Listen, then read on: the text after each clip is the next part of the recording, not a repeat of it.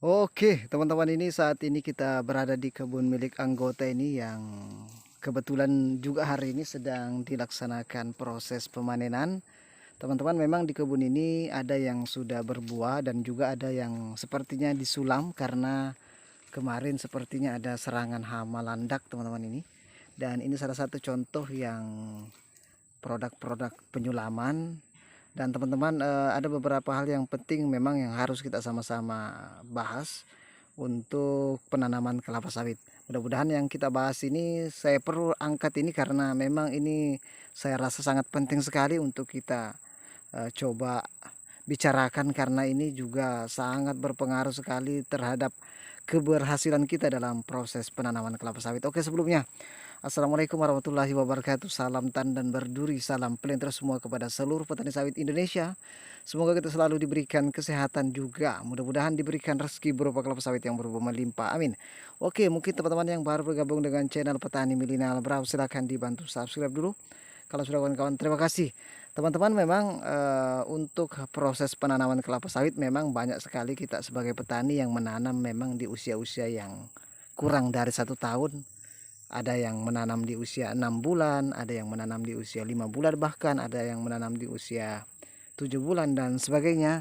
Memang teman-teman, contohnya yang semacam ini di hadapan kita, kelihatannya ini kelapa sawit ditanam di usia-usia memang kurang dari 1 tahun, teman-teman. Ini kelihatannya karena saya lihat ini eh, masih pendek sekali ini. Dan teman-teman, memang salah satu resiko yang harus kita ketahui untuk tanaman-tanaman yang kita tanam itu bibitnya di usia belia, tentu resiko terhadap serangan hama landak tentu itu sangat besar sekali.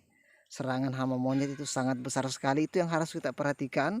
Makanya beliau ini kelihatannya beliau menggunakan karung ini sebagai pemasungnya atau pembungkusnya supaya tidak ada yang berani mendekat di situ, supaya adalah menghalang-halangi kalau seandainya nanti ada landak atau tikus dan sebagainya mau memakan batangnya, teman-teman ini. Memang di tempat ini memang lahannya juga adalah lahan-lahan yang memang rawan sekali terhadap serangan hama landak dan tikus, dan makanya beliau itu menggunakan teknik pasung ini. Beliau menggunakan karung, teman-teman ini, untuk sebagai penghalang dari serangan hama landak.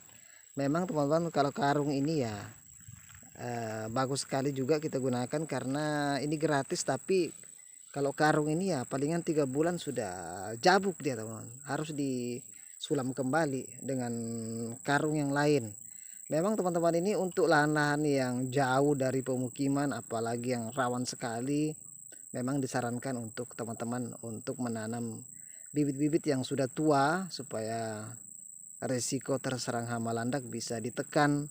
Tapi kalau teman-teman bisa menjamin bahwa di kebunnya itu sudah memang aman dari serangan hama landak, silakan bisa menanam di usia-usia muda, karena memang kalau keuntungannya kita menanam di usia muda ya tentu kita dalam proses pengangkutan tidak terlalu berat, tidak terlalu ribet, dan juga lebih cepat dia berkembang, teman-teman, karena tidak terlalu akarnya itu masih tidak terlalu panjang untuk yang usia-usia muda. Tapi itu resikonya harus kita tanggung sendiri karena ini rawan sekali terserang hama. Itu yang harus kita ketahui, teman-teman ini. Saya juga kemarin untuk di kebun orang tua saya tanam bibit sokpin, teman-teman ini, bibit sokpindo untuk varietas lame. Itu usianya juga masih belia saya tanam, tapi saya memang tahu kita ada resiko yang harus diambil. Ya kita harus pasung, teman-teman itu. Walaupun memang di tempat orang tua saya itu kemarin dekat memang dari tempat penduduk, tapi saya tetap pasung supaya eh, betul-betul kita harus clearkan memang tidak ada yang menyerang hama landak itu, karena ya itulah resikonya kalau kita menanam bibit-bibit belia. Ya itulah harus kita pasung semacam ini. Setidaknya kita menggunakan juga racun tikus, siapa tahu ada yang tikus atau landak yang makan itu bisa juga dia terkena racun. Nah ini juga kita bisa pakai ini, teman-teman ini, pakai teknik pasung. Ada teman-teman juga yang menggunakan yang lebih kuat lagi, menggunakan seng plat untuk pasungnya ini. Tapi memang kalau untuk seng plat ya kita harus siapkan dana yang agak besar. Ada juga yang menggunakan kawat teram. Kalau saya dulu menggunakan kawat teram itu lebih agak terjangkau lagi harganya teman-teman untuk kawat teram. Mungkin itu sedikit informasi. Mungkin ada di saat ini yang menonton video ini yang menanam bibit di usia muda, silakan bagaimana trik teman-teman untuk menghadapi serangan hama. Apakah dengan teknik ini juga dipasung? Silakan komen di kolom komentar.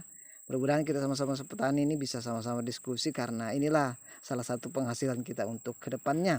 Mudah-mudahan petani sawit Indonesia selalu berjaya.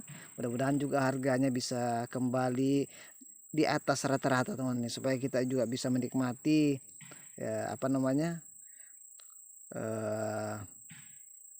kebahagiaan kita untuk menanam kelapa sawit. Assalamualaikum warahmatullahi wabarakatuh. Terima kasih.